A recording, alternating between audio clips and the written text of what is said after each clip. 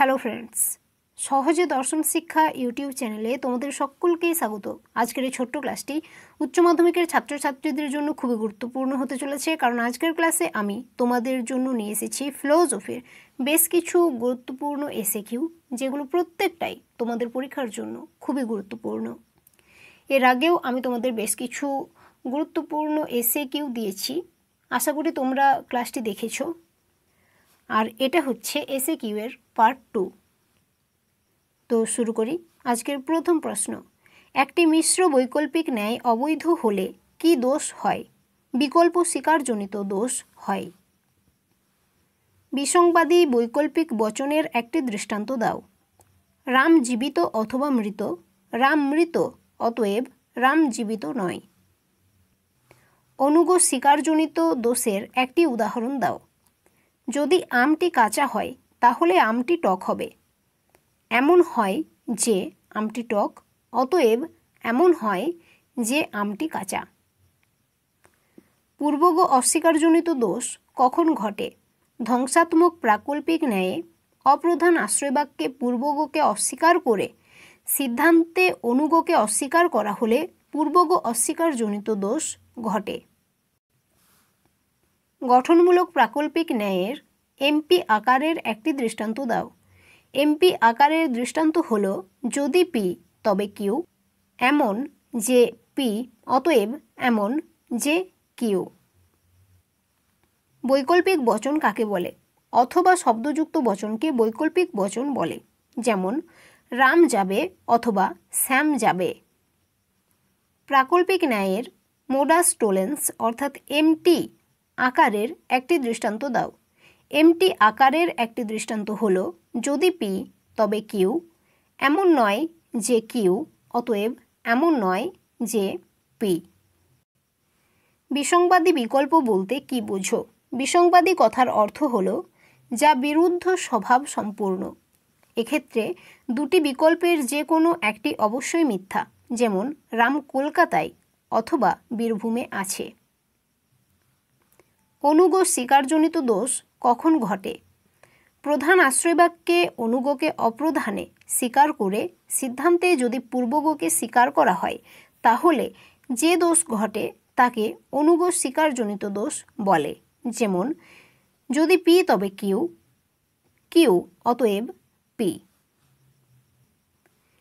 বিকল্প পরিগ্রহণজনিত দোষ এর একটি দৃষ্টান্ত দাও। সে কবি অথবা সে দার্শনিক, সে দার্শনিক, অতএব সে কবি নয়। বৈকল্পিক বচনে কমপক্ষে কয়টি বিকল্প থাকে? বৈকল্পিক বচনে কমপক্ষে 2টি বিকল্প থাকে। বৈধতা অথবা অবৈধতা নির্ণয় করো। যদি লক বস্তুবাদী হন তবে তিনি দার্শনিক, লক দার্শনিক, সুতরাং তিনি বস্তুবাদী। যুক্তিটিকে আমরা একটু সাজিয়ে লিখব। তো দেখো, যদি লক বস্তুবাদী হন তবে তিনি দার্শনিক, তারপর লক দার্শনিক, অতএব লক বস্তুবাদী। এই প্রাকল্পিক নিরপেক্ষ ন্যায়টি হল অবৈধ। এই ন্যায়টি অনুগ স্বীকারজনিত দোষে দুষ্ট হয়েছে। আবারও বৈধতা বা অবৈধতা নির্ণয় করো। হয় পাখিটি কাক অথবা কোকিল। পাখিটি কাক নয়, কারণ পাখিটি কোকিল। এটাকে আমরা একটু সাজিয়ে লিখব যে হয় পাখিটি কাক অথবা কোকিল, পাখিটি কোকিল, অতএব পাখিটি কাক নয়। এই বৈকল্পিক ন্যায়টি বিসংবাদী অর্থে ব্যবহৃত হয়েছে, তাই এটি বৈধ বৈকল্পিক নিরপেক্ষ ন্যায়। বিকল্প পরিগ্রহণ দোষ কখন ঘটে? প্রধান আশ্রয়বাক্যের 2টি বিকল্পের যে কোনো একটিকে অপ্রধানে অস্বীকার করার পরিবর্তে স্বীকার করে সিদ্ধান্তে অপর বিকল্পকে অস্বীকার করলে বিকল্প পরিগ্রহণ দোষ ঘটে। অস্তিত্বমূলক তাৎপর্য কাকে বলে? কোনো একটি বচন উচ্চারিত হওয়া মাত্রই বচনের উদ্দেশ্যপদটি যদি বাস্তব অস্তিত্ব আছে এমন বোঝায়, তাহলে ওই বাস্তব অস্তিত্ব বোঝানোর ক্ষমতাকেই অস্তিত্বমূলক তাৎপর্য বলে। যেমন সাদা বাঘ আছে, এই বচনটির উদ্দেশ্যপদ বাঘ এর অস্তিত্বমূলক তাৎপর্য আছে। নিচের বচনটিকে ভেনচিত্রে প্রকাশ করো। দেখো, বলা হয়েছে যে সকল মানুষই মরণশীল। সকল হয় রয়েছে, বুঝতেই পারছো এ বচন হবে। আর এ বচনের যে বুলীয় ব্যাখ্যা সেটা কি, সেটা হচ্ছে SP বার সমান 0। তাহলে এই SP বার সমান 0 এর ভেনচিত্রটা কেমন হবে দেখে নাও, নিচে আঁকা রয়েছে, এটাই হবে উত্তর। আচ্ছা, এই প্রসঙ্গে আমি তোমাদের একটা কথা বলে রাখি যে তোমাদের মধ্য থেকে যদি কেউ এমন রয়েছে যে ভেনচিত্র শিখতে পারোনি বা ভেনচিত্র করতে অসুবিধা হয়, সে অবশ্যই আমাদের চ্যানেলে গিয়ে একটা ভিডিও অলরেডি বানানো রয়েছে, সেটা একবার চেক করে নাও। আমি তোমায় কথা দিতে পারি যে তুমি যদি ভিডিওটি ধৈর্য ধরে শেষ পর্যন্ত দেখো, ভেনচিত্র সম্পর্কে তোমার আর কোনো সংশয়ই থাকবে না এবং তুমি পরীক্ষায় সফলভাবে ভেনচিত্র করে আসতে পারবে। শূন্যগর্ভ শ্রেণী কাকে বলে? যে শ্রেণীর বাস্তব সদস্য নেই তা হলো শূন্যগর্ভ শ্রেণী, যেমন আকাশ কুসুম।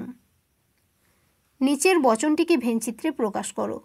সকল দার্শনিক হয় জ্ঞানী। সকল হয় রয়েছে, বুঝতেই পারছো এ বচন হবে। আর এ বচনের যে বুলীয় ব্যাখ্যা সেটা হচ্ছে SP বার সমান 0, আগের মতোই ভেনচিত্রটা হবে, দেখে নাও। অস্তিত্বমূলক দোষ কাকে বলে? যদি কোনো যুক্তিতে এমন হয় যে অস্তিত্বমূলক তাৎপর্য নেই এমন কোনো আশ্রয়বাক্য থেকে অস্তিত্বমূলক তাৎপর্য আছে এমন কোনো সিদ্ধান্ত নিঃসৃত হয়, তাহলে সেই যুক্তিতে যে দোষ ঘটে তাকে অস্তিত্বমূলক দোষ বলা হয়। এরপর এই প্রসঙ্গে তোমরা একটা বিষয় মনে রাখবে যে অস্তিত্বমূলক তাৎপর্য থাকে না কোন বচনের? সামান্য বচনের, যেমন এ এবং ই। আর অস্তিত্বমূলক তাৎপর্য থাকে কোন বচনের? বিশেষ বচনের, যেমন আই এবং ও। ক্লিয়ার? পরিপূরক শ্রেণী কাকে বলে? মূল শ্রেণীর বিরুদ্ধ শ্রেণীকে মূল শ্রেণীর পরিপূরক শ্রেণী বলা হয়, যেমন মাছ, অমাছ। এ নিরপেক্ষ বচনের বুলীয় ব্যাখ্যা কি? এ নিরপেক্ষ বচনের বুলীয় ব্যাখ্যাটি হল উদ্দেশ্যপদ নির্দেশিত শ্রেণীর সকল সদস্যই বিধেয়পদ নির্দেশিত শ্রেণীর সদস্য। ভেনচিত্রে প্রকাশ করো। কোনো কোনো দার্শনিক নয় কবি। কোনো কোনো নয় রয়েছে, বুঝতেই পারছো ও বচন হবে। ও বচনের বুলীয় ব্যাখ্যা হচ্ছে SP বার নট ইকুয়াল টু 0। আর SP বারের ঘর হচ্ছে এই ঘরটা। তাহলে এখানে ছোট্ট করে একটা ক্রস চিহ্ন বসিয়ে দেব আর সেটাই হবে উত্তর। ক্রস চিহ্ন কেন বসাবো?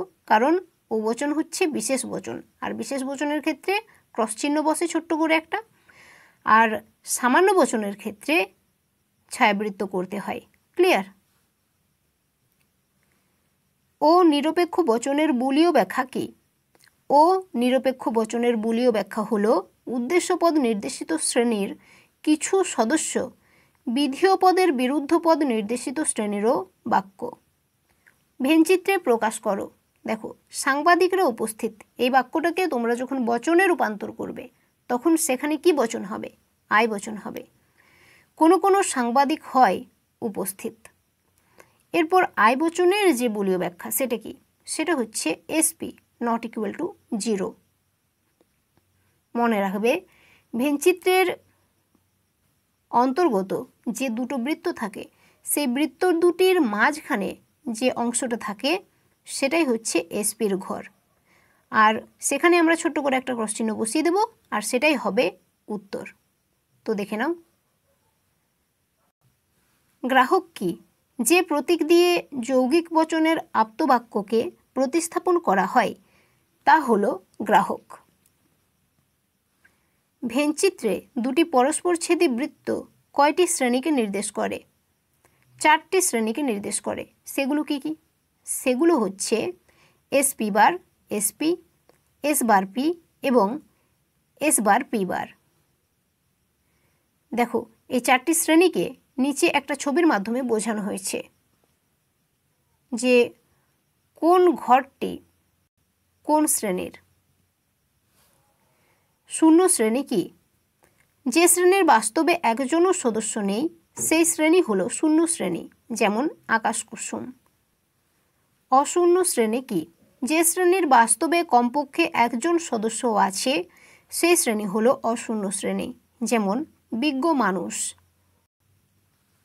এস শ্রেণীর পরিপূরক শ্রেণীটি কি? S বার। শ্রেণী কাকে বলে?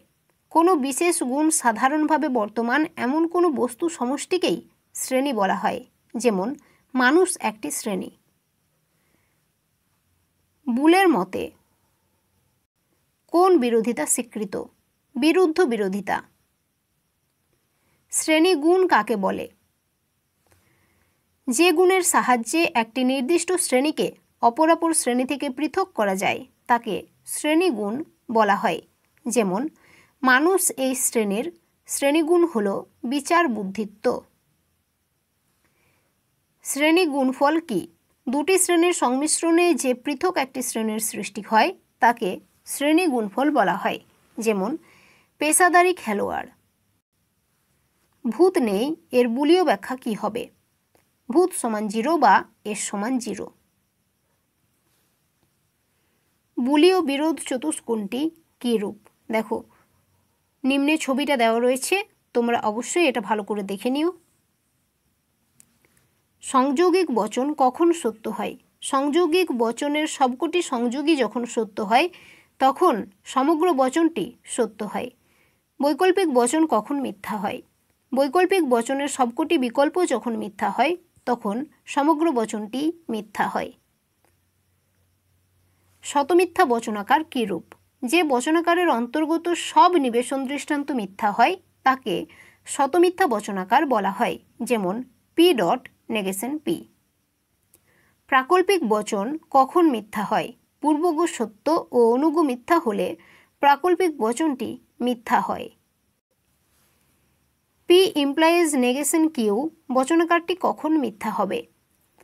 পি সত্য এবং কিউ সত্য হলে পি ইমপ্লাইজ নেগেশন কিউ বচনাকারটি মিথ্যা হবে। একটি বৈকল্পিক বচনের নিষেধ কি বচন হয়? একটি বৈকল্পিক বচনের নিষেধ হল সংযৌগিক বচন। নিবেশন দৃষ্টান্ত কাকে বলে? কোনো গ্রাহক প্রতীকের স্থলে যে পদ বা বাক্য নিবেশন করা হয় তাকে বলে নিবেশন দৃষ্টান্ত। ফলস্তম্ভ কাকে বলে? সত্য সারণীর যে অংশে সম্পূর্ণ বচনাকারটি সত্যমূল্য নির্ণয় করা হয় তাকে ফলস্তম্ভ বা মূলস্তম্ভ বলা হয়। কখন একটি দ্বিপ্রাকল্পিক বচন মিথ্যা হয়? একটি দ্বিপ্রাকল্পিক বচন মিথ্যা তখন হয় যখন দ্বিপ্রাকল্পিক বচনের অন্তর্গত দুটি অংশের একটি সত্য এবং একটি মিথ্যা হয়। একটি দ্বিপ্রাকল্পিক বচন কখন সত্য হয়? একটি দ্বিপ্রাকল্পিক বচন সত্য তখন হয় যখন দ্বিপ্রাকল্পিক বচনের অন্তর্গত দুটি অংশই সত্য হয় অথবা মিথ্যা হয়। পি ট্রিপল বার নেগেশন পি বচনটি কখন মিথ্যা হয়? পি সত্য বা মিথ্যা হলে পি ট্রিপল বার নেগেশন পি বচনটি মিথ্যা হয়। আপতিক বচনাকার কী রূপ? যে বচনাকারের সত্য এবং মিথ্যা উভয় প্রকার নিবেশন দৃষ্টান্ত বর্তমান তাকে আপতিক বচনাকার বলে। যেমন পি ইমপ্লয়েজ কিউ, পি ভেল কিউ। শতসত্য বচনাকার কাকে বলে? যে বচনাকারের সকল নিবেশন দৃষ্টান্তই সত্য তাকে শতসত্য বচনাকার বলা হয়। যেমন পি ভেল নেগেশন পি। পি ভেল নেগেশন পি বচনাকারটি কখন সত্য হয়? পি সত্য বা মিথ্যা হলে পি ভেল নেগেশন পি বচনাকারটি সত্য হয়। একটি সংযোগিক বচন কখন মিথ্যা হয়? সংযোগিক বচনের যে কোনো একটি সংযোগী মিথ্যা হলেই সংযোগিক বচনটি মিথ্যা হবে। ধ্রুবকের সংজ্ঞা দাও। যোজকের পরিবর্তে যে সমস্ত প্রতীক চিহ্ন ব্যবহার করা হয় তাদের বলা হয় ধ্রুবক। যেমন ডট, ভেল, ইমপ্লয়েজ, ট্রিপল বার।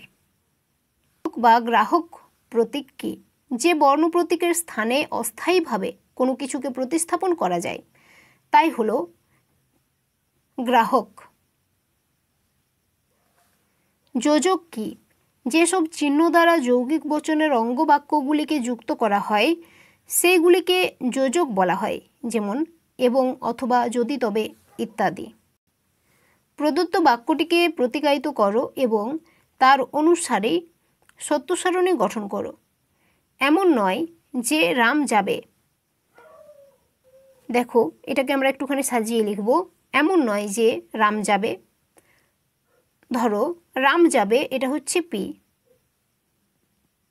তাহলে বচনাকারটা হবে নেগেশন পি। আর এর সত্য সারণীটা কিভাবে হবে দেখে নাও। তোমরা দুটো করে ছক করবে, প্রথমে পি লিখবে, তারপর নেগেশন পি, আর তারপর প্রথমে টি এফ, তারপর এফটি। সত্যাপেক্ষক বচন কি? যে বচনের সামগ্রিক সত্যমূল্য তার অঙ্গবচনের সত্যমূল্যের উপর নির্ভর করে তাকেই সত্যাপেক্ষক বচন বলে। যৌগিক বচন কাকে বলে? যে বচনের অংশ বা অংশগুলি আলাদাভাবে বচন হিসেবে গণ্য করা যেতে পারে তাকে যৌগিক বচন বলা হয়। যেমন, যদি মেঘ হয় তাহলে বৃষ্টি হবে। থ্যাংক ইউ সো মাচ ক্লাসটি শেষ পর্যন্ত দেখার জন্য।